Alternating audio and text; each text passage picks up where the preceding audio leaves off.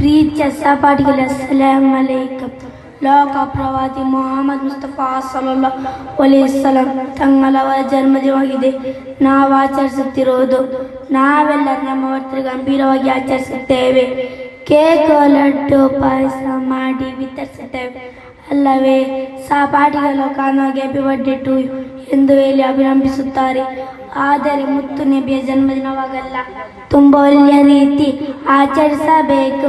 ಸಿಹಿ ತಿಂಡಿ ಫಲಹಾರ ವಿತರಣೆ ಮಾತ್ರ ಅಲ್ಲ, ನಬಿಯರ ಕೀರ್ತನೆ ಹಾಡು ತೋರಿಸಬೇಕು.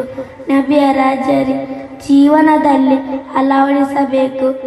ಎಲ್ಲಕ್ಕಿಂತಲೂ ಬಿಗಿಲಾಗಿ ನಬಿ ಸಲ್ಲಲ್ಲಾಹು ಅಲೈಹಿ ವಸಲ್ಲಂ ಅವರನ್ನು ಪ್ರೀತಿಸಬೇಕು. ಆದರೆ ನಮ್ಮ ಪೋಷಕರು ಅದೊಂದು ಪರಿಗಣಿಸುವುದಿಲ್ಲ.